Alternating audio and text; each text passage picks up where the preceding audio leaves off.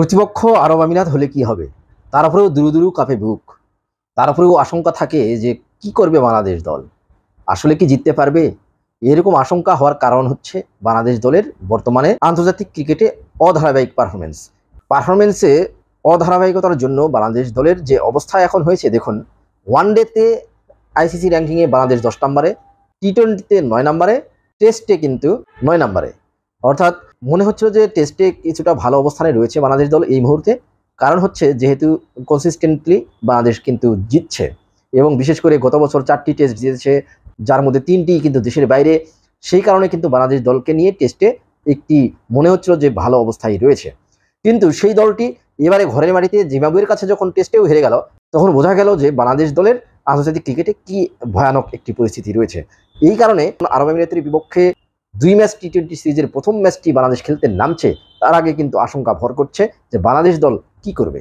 তাছাড়া এই ম্যাচের ভেন্যু কিন্তু সেই শারজা ক্রিকেট স্টেডিয়াম, যেখানে বাংলাদেশ দল এর আগে 3 টি-20 খেলে 3টিতেই হেরেছে। তাছাড়া আরব আমিরাতের মাটিতে বাংলাদেশ দলের টি-20 ফরম্যাটে পারফরমেন্স একেবারেই ভালো নয়।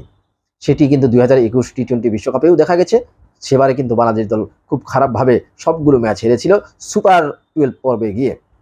আরব আমিরাতের সাথে আরেকটি ভয়ানক ব্যাপার হচ্ছে যে বাংলাদেশ দল আরব আমিরাতের সাথে 3টি ম্যাচ খেলে প্রত্যেকটিতেই জিতেছে। 2016 সালের টি-20 এশিয়া কাপ বাংলাদেশের মাটিতে হয়েছে মিরপুরে, সেখানে বাংলাদেশ খুব সহজেই জিতেছে। তার 6 বছর পরে অর্থাৎ 2022 সালে দুবাইয়ে 2 দলের মধ্যে 2 ম্যাচের টি-20 সিরিজ হয়েছে, যেখানে কিন্তু প্রথম ম্যাচে আরব আমিরাত প্রায় জিতে গিয়েছিল, 7 রানে হেরে যায়। পরের ম্যাচে বাংলাদেশ 32 রানে অবশ্য খুব সহজেই জিতে যায়। কিন্তু 2 ম্যাচেই আরব আমিরাত তাদের টি-20 খেলার ইন্টেন্সিটিটা দেখিয়েছে, যে যোগ্যতা সামর্থ্য দেখিয়েছে, সেটি কিন্তু খুব ভয়ের একটি ব্যাপার হয়ে দাঁড়িয়েছে। কারণ তারা 2023 সালে ওই সিরিজের পর নিউজিল্যান্ডের মতো একটি দলকে নিজেদের মাটিতে টি-20 ফরম্যাটে হারিয়েছে। অর্থাৎ 2023 সালে কিন্তু নিউজিল্যান্ডকে হারিয়েছে এই আরব আমিরাত, যার কারণে ভয় তো পাওয়াই উচিত। তাছাড়া বাংলাদেশ দলের যে টি-20 দল এখন, সেই দলে কিন্তু মাহমুদুল্লাহ রিয়াদের মতো অভিজ্ঞ ক্রিকেটারও নেই, সাকিব আল হাসানও নেই, আর আগেই তো চলে গেছেন মুশফিকুর রহিম। যার কারণে এই দলটি কিন্তু একেবারে নতুন একটি দলে পরিণত হয়েছে, যার কাঁধে এখন নেতৃত্ব সেই লিটন কুমার দাসকে নিয়েও যথেষ্ট শঙ্কা রয়েছে যে তিনি আসলে কতটুকু ভালো করতে পারবেন। তিনি অধিনায়ক হয়েছেন 2026 সালের টি-20 বিশ্বকাপ পর্যন্ত, তাকে ক্যাপ্টেন্সি দেওয়া হয়েছে হয়তোবা সুদূর প্রসারী চিন্তাভাবনা থেকে। কিন্তু সেই লিটন কুমার দাস সর্বশেষ 24-25টি টি-20 ফরম্যাটে বাংলাদেশের জার্সিতে খেলে মাত্র একটি 50 করতে পেরেছেন। অধিকাংশ ম্যাচেই তিনি যেভাবে আউট হয়েছেন, যেরকম দৃষ্টিকটুভাবে ব্যাট করেছেন, সেগুলো কিন্তু দারুণ সমালোচিত হয়েছে।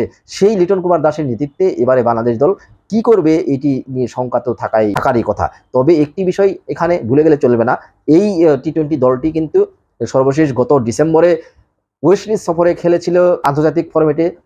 3 ম্যাচের সিরিজে কিন্তু স্বাগতিক ওয়েস্ট ইন্ডিজের মতো একটি দলকে, যারা টি-20 ফরম্যাটে সবসময় ভালো খেলে থাকে, ধুমধারাক্কা ব্যাটিংয়ে তারা ওস্তাদ, সেই দলটিকে কিন্তু 3-0 ব্যবধানে হোয়াইট ওয়াশ করে এসেছে। তার মানে সেটি কিন্তু একটি বড় শক্তি হতে পারে বাংলাদেশ দলের জন্য।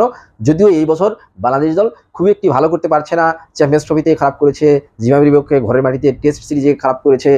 এখন দেখার বিষয় যে টি-20 ফরম্যাটে আরব আমিরাতের সাথে নিজেদেরকে ফিরে পাওয়ার যে একটি লড়াই, সেই লড়াইয়ে বাংলাদেশ দল কি করে। আরব আমিরাতকে ছোট করে দেখা ঠিক হবে না, সেই ব্যাপারটাই তো আগেই বলেছি। তবে এই আরব আমিরাত কিন্তু সর্বশেষ যে ম্যাচগুলো খেলেছে, সেই ম্যাচগুলোতে কিন্তু খুব একটি ভালো করতে পারেনি।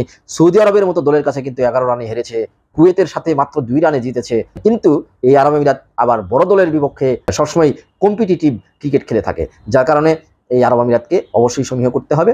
যেহেতু তারা নিজেদের মাটিতে খেলবে, পরিচিত মাঠগুলোতে খেলবে, শারজাতে খেলবে।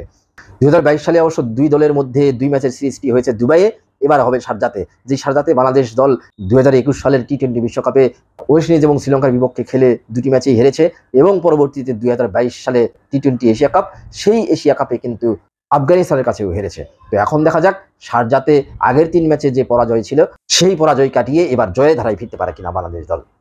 ম্যাচটি শুরু হবে বাংলাদেশ সময় রাত 9টায়। বাংলাদেশ দলের জন্য শুভকামনা, লিটন কুমার দাস, শেখ মেহেদীদের জন্য শুভকামনা থাকলো। ধন্যবাদ সবাই।